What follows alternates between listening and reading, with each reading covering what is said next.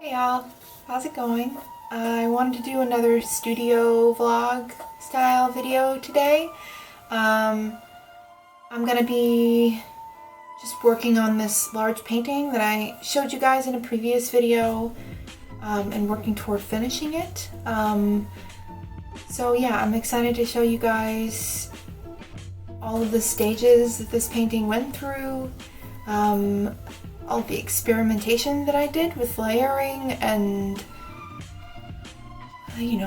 color theory. I feel like I played a lot with this painting and had a lot of fun experimenting,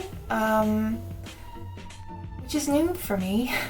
I wasn't stressed out at any point in the process, which is out of character. Most things that are new and unfamiliar make me anxious, but something about painting, I just kind of get lost in it and feel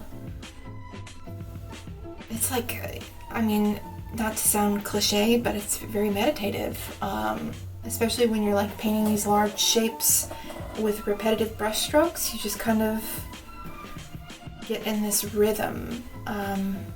It's very soothing, and so it has made me want to continue painting regularly and keep learning, and maybe in a couple of years I'll be putting out sick gallery quality paintings, but for now, this isn't my main medium. It's not what I'm trained in, it's not what I have a lot of experience in. So I think it'll be good to balance making paintings and drawings, and then while I'm learning how to do that in the way that I want to do it, and make images that I think are successful and dynamic, while I'm doing that, I can continue making the soft looms that I showed you guys in my previous video, other soft sculpture, fiber-based works, because that is what I have the most experience in and sort of what I'm most fluent in. So yeah, I think it'll be good to maintain a balance between experimenting and making unfamiliar work, for the people that have, followed my work for some time, and then continue making the soft sculptures and the fiber works that most people come to know me for. But yeah, I'm excited to continue painting and learning, and see where it goes. Already I'm making stuff that surprises me, and I look at it and I'm like, wait, how did I do that again? Anyway, so you guys see that I have my phone here. I did some pre-sketches before I started work on this painting again. I took a photo of the painting on my partner's iPad and then brought that photo into Procreate and used some acrylic brushes to kind of figure out what I wanted to do next, because I was a little scared to get started, to be honest. So that's where I came up with the purple striped, weird high heel shape, and the orange shape. I think that I'm going to continue to use that method, the Procreate method, on future paintings, because it really does help me brainstorm and think of shapes that I might not otherwise think of. I decided with my leftover paint that I would start new paintings on these 3 small canvases that I had. So this is the first one that I started. I'm really not it's totally off the cuff. I didn't plan it at all, and I'm not thinking too hard or stressing over the layout of the painting. I'm working really intuitively, and I don't normally do that. So it was a really fun process to make these smaller paintings, and I feel like I ended up producing images that I might not otherwise make, just because the way that I was working was so different. I ended up going, I think the day after this, to Michael's and buying a few colors that I felt like I was mixing a lot of. And I only have like one red and two blues, so the variety of purples I can mix is kind of limited, so I went and got a dioxazine purple because I wasn't totally happy with how ashy these purples were looking. I was adding a little bit of white to increase the opacity, but it was just really making them look like dusty. I wasn't into it. This painting with the weird pyramid, I was looking at a lot of Tal R. I don't know if you guys are familiar with his work at all, but he does these really like graphic shapes within his paintings that he kind of repeats. So I think he had his work had seeped into my brain a little bit, and that's where that came from, but it ended up being a really weird painting. I'm not sure if I'm done with it, but you'll see the finished result at the end. I also had a blue that I had mixed that I decided to add into these smaller paintings. It was a very like garish and transparent blue, so it looked a little bit tacky to me, so I covered most of it up later on. And then my initial plan was to, this blue shape in the center, I wanted to do the background where the blue and green mixed with this light blue, and then the foreground where the blue and magenta mixed with the purple. But I wasn't happy with the purple I mixed, hence why I went and bought a pre-mixed purple at Michael's later. And I also wasn't happy with the fact that it like broke the shape up, because I liked the initial shape a lot. So I had to figure out a solution for that later. I ended up later that night doing more Procreate sketches, and I came up with what I thought was a cool version of the painting that involved me doing a thin glaze of orange over this light blue and dusty purple shapes that I had painted, but it ended up looking like vomit. I like really was not happy with the outcome of it at all. So then I had to come up with a solution off the cuff, and it kind of like erased all of my plans that I had made in Procreate, but that's okay. It's painting, you know? So here's me painting the thin glaze of orange. I hated it, so then I started to rub some of it away with the towel. And that made it worse, I think.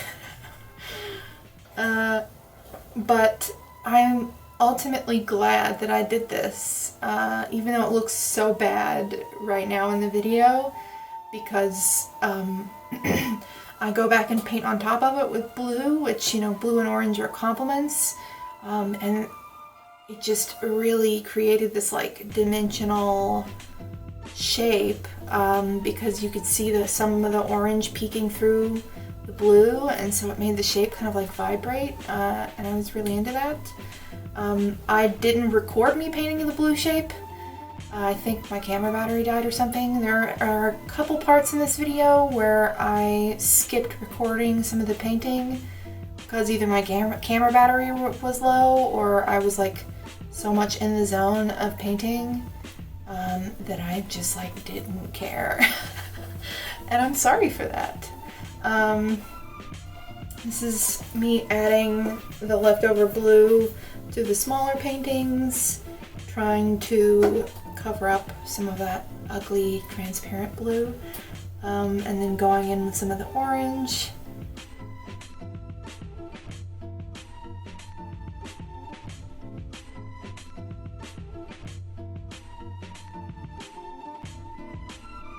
Painting is nice because, like, you can't really make a mistake. You can only respond to something you don't like and make it better. And like, usually mistakes just make the paintings more interesting anyway. I missed the curve of that pink shape that was there earlier in the painting. So I wanted to bring that back in with those green curved lines. And plus, I feel like you needed some line work on the left side to bring it together with the right side of the painting. I messed up some of the green lines, so I covered it up with a blue that wasn't the right blue, and then I just made it into a pattern. Another mistake made into something good. Here I am darkening that burgundy shape with another coat of the color. I felt like it looked a little unfinished and like sketchy, or sketch-like, before I added that extra coat, so I'm glad that I did that.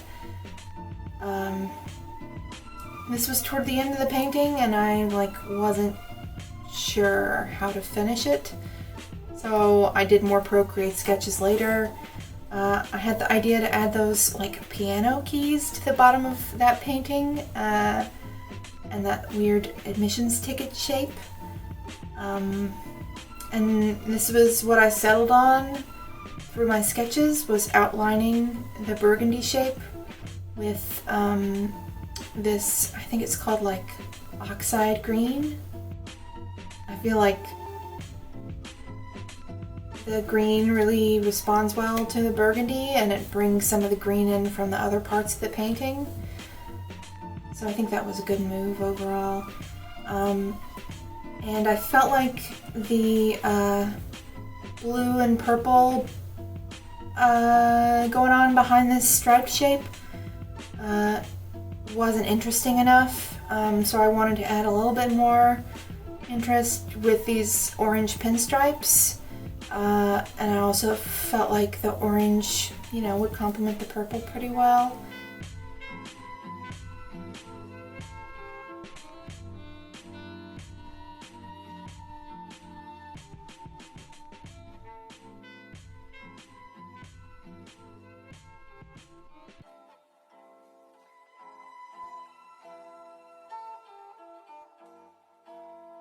Now I am glazing these paintings with matte medium.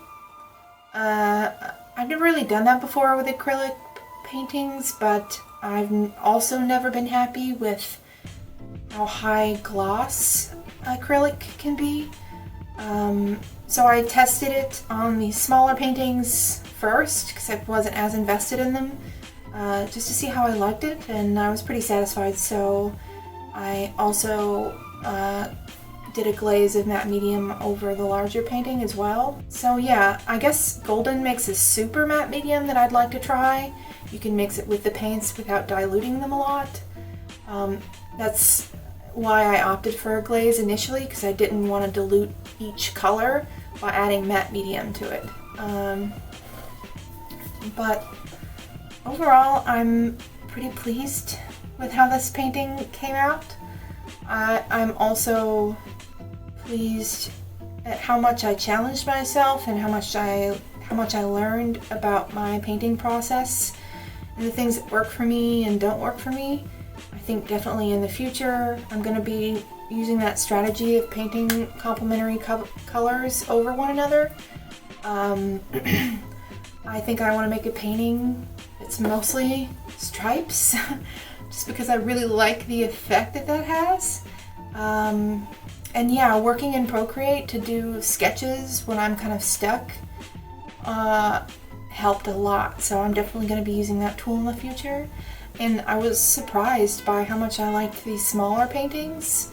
Like I said earlier, my way of working was just so different that I ended up producing images that I wouldn't otherwise produce, and some of them are incredibly simple, but I think effective. I'm considering working within this limited palette of this forest green, purple, blue, orange, maybe black, and yellow. Just because, I was reading about Tal R, and that's something that he did for several years with his work. I mean, the palette was different, but I think that's a smart strategy. I tend to go off the rails sometimes when it comes to color and use way more than I should. And not that there's any limit on how much color you can use, but I think sometimes my work can get a bit overwhelmed by how much color that I use. So it would be nice to work within a limited palette and like dial back my use of color.